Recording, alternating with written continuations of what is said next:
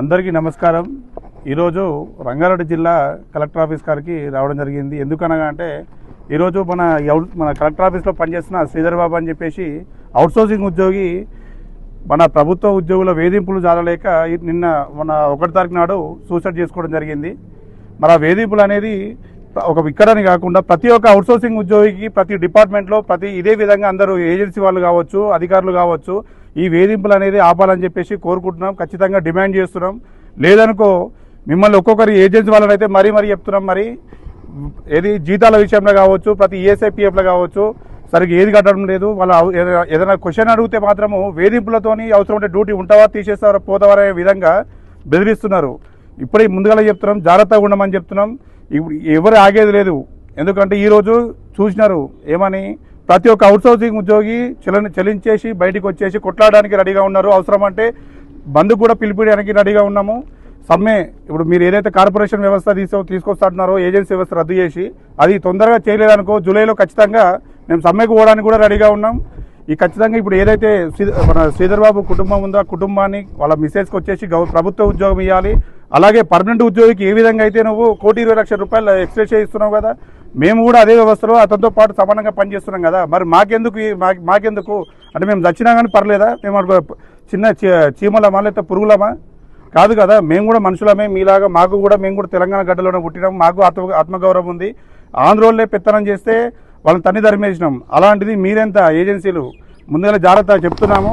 ఖచ్చితంగా ఈ యొక్క అరాచకాన్ని మాత్రం ఎదిరిస్తామని చెప్పేసి చెప్తున్నాను.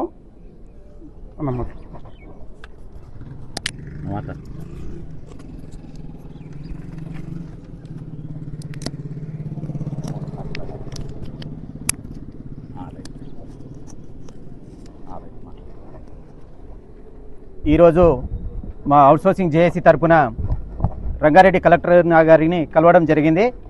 ఎవరైతే శ్రీధర్ బాబు పర్మనెంట్ ఉద్యోగి టార్చర్ వల్ల బలమరణానికి గురైన శ్రీధర్ బాబు గారికి కలెక్టర్ని కలిసి నివేదిక పత్రం ఇవ్వడం జరిగింది. ఈరోజు అన్ని శాఖలు కూడా ఇదే రకంగా వ్యవహారం జరుగుతుంది. అట్లా కాకుండా ఇప్పటి నుండి అయినా అరిగట్టాలని చెప్పేసి శ్రీధర్ బాబుతోటైనా ఇది కటప్ కావాలని చెప్పేసి అనుకుంటున్నాము.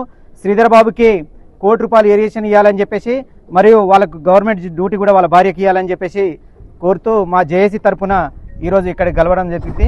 మా జేఏసీకి ఎప్పుడు మద్దతు ఇస్తున్న మన అన్నగారికి ప్రత్యేక ధన్యవాదములు. థ్యాంక్ యూ అన్న.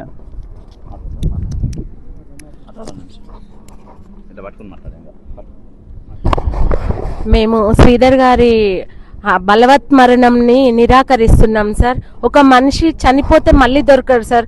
మీరు ఎన్ని కోట్లు ఇచ్చినా ఆ కోటి విలువ జీరో సార్.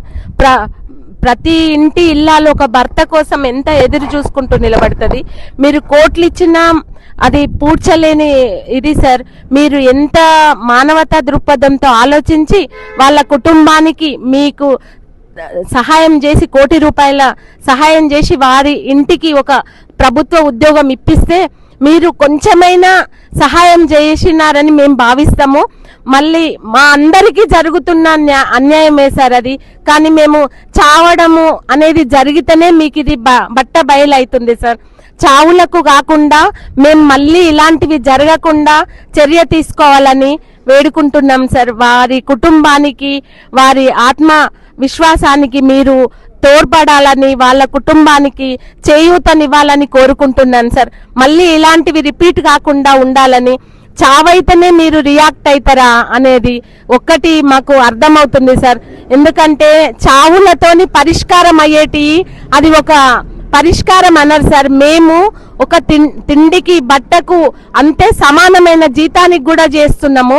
మళ్ళీ ఇందులో చావులకు కూడా భరించేంత సహనం మాకు లేదు సార్. మేము రోడ్డుకి ఎక్కేదాకా చూడకండి సార్. రోడ్డుకి ఎక్కితే ఎలా ఉంటారో పరిస్థితి చూడండి సార్. ఈరోజు రంగారెడ్డి కలెక్టర్ ఆఫీస్కి రావడం జరిగింది. మరి తెలంగాణ రాష్ట్ర జేఏసీ అధ్యక్షులు పులి లక్ష్మయ్య గారు మాకు ఆదేశాలు ఇవ్వడం జరిగింది. కలెక్టర్ ఆఫీసులో ఇటువంటి మరణాలు జరుగుతున్నాయి కాబట్టి నిన్న జరిగినటువంటి శ్రీధర్ బాబు గారు మరణాన్ని ఖండిస్తూ మరి ఇక్కడ ఏ అధికారి అయితే ఆయనపై ఒత్తిడి చేసిండో ఆ అధికారిపై ఎంబడే కఠిన చర్యలు తీసుకొని అతనిపై రైడ్ చేసినా సరే అతని మీద యాక్షన్ తీసుకోవాలి. మరి చనిపోయిన వ్యక్తికి నష్టపరిహారం చెల్లిస్తూ వారి కుటుంబాన్ని ఆదుకోవాలి. మరి ఈ విధంగా రాష్ట్రంలో ఉన్న అవుట్ సోర్సింగ్ వాళ్ళని అందరినీ ఈ విధంగా చనిపోవడానికే ఇటువంటి అధికారులను పెట్టినరా? మరి అటువంటి అధికారులను పెట్టే బదులు ఒకేసారి మమ్మల్ని తీసుకెళ్ళి ఆ హుస్సేన్ సాగర్ లేచి చంపేయండి. అప్పుడు మీ యొక్క గవర్నమెంట్లో మా బతుకులన్నీ ఆగమైపోతాయి.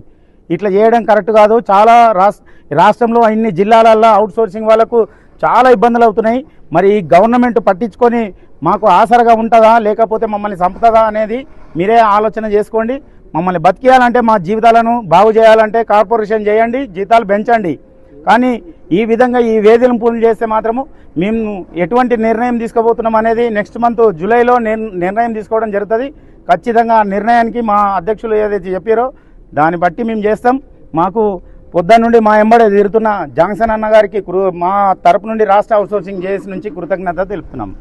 థ్యాంక్ యూ అన్న.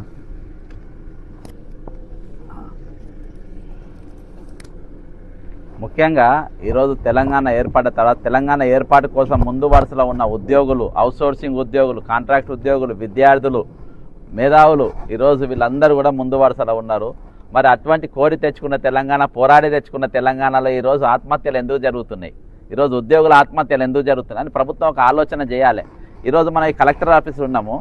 జస్ట్ ఒక 2 రోజుల క్రితం ఈ కార్యాలయానికి ఇదే 2 వీలర్ బండి మీద ఇక్కడికి వచ్చి బండి అక్కడ పార్కింగ్ చేసి లోపలికి పోయి డ్యూటీ చేసిన శ్రీధర్ బాబు అనే ఆయన ఇవాళ లేడు, ఆయన చనిపోయి ఉన్నాడు.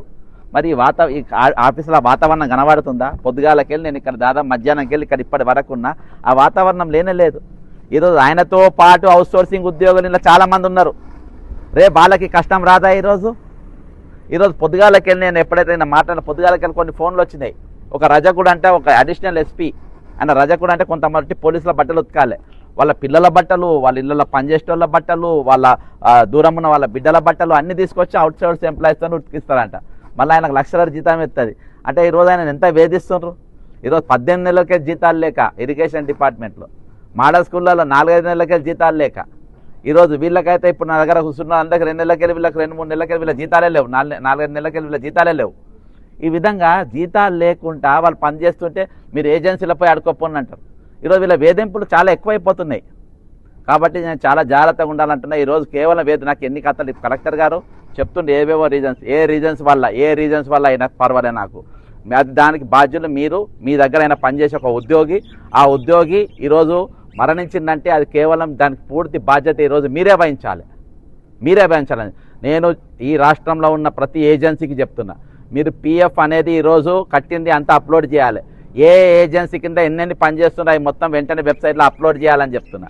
కట్టని పిఎఫ్లు ఎవరైతే కట్టినా వాళ్ళ మీద క్రిమినల్ కేసులు పెట్టాలని చెప్తున్నా.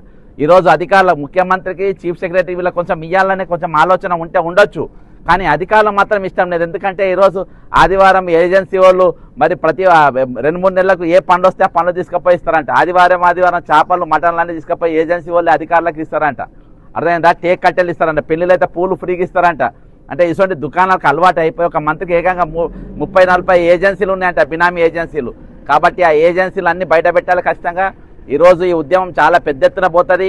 శ్రీధర్ అనే ఆయనకు, ఆయన కుటుంబానికి, ఎవరైతే ఆత్మహత్య కుటుంబానికి మొత్తం న్యాయం జరగాలి. అంతేకాకుండా చాలా జాగాలలో, పాలిటెక్నిక్ కాలేజీలలో, రిజిస్టర్ ఆఫీసులలో వాళ్ళందరూ చాలా మంది టర్మినేట్ చేసిందంట. అరే భయ్, వాళ్ళు మనుషులు అవ్వాలి, ఈ దేశం మనుషులు, వాళ్ళకు కూడా హక్కులు ఉంటాయి. కాబట్టి ఎట్లా తీసేస్తారు భయ్ మీరు?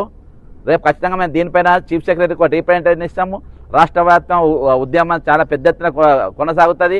ఈరోజు ఆల్రెడీ వాళ్ళ డిమాండ్స్ ఏందో, జేఏసీ వాళ్ళ డిమాండ్స్ ఏందో, అవుట్సోర్సింగ్ ఎంప్లాయీస్ యొక్క డిమాండ్స్ ఏందో ఆల్రెడీ ప్రభుత్వాన్ని చాలా సార్లు ఇచ్చిండ్రు. కాబట్టి ప్రభుత్వం వెంటనే చర్యలు తీసుకోవాలి. ఉద్యమం మాత్రం మేము ఊహించని విధంగా ఉంటుంది, చాలా గట్టిగా అవుతుంది. వీళ్ళని తీసేస్తాము, వీళ్ళని అని బెదిరించే ప్రయత్నాలు చేయొద్దు. వీళ్ళని బెదిరిస్తే మాత్రం ఖబర్దార్ అని చెప్పి అధికారులను, అంతేకాకుండా ప్రభుత్వాన్ని హెచ్చరిస్తూ సెలవు తీసుకుంటారు. జై తెలంగాణ, అమరవీరులకు జోహార్.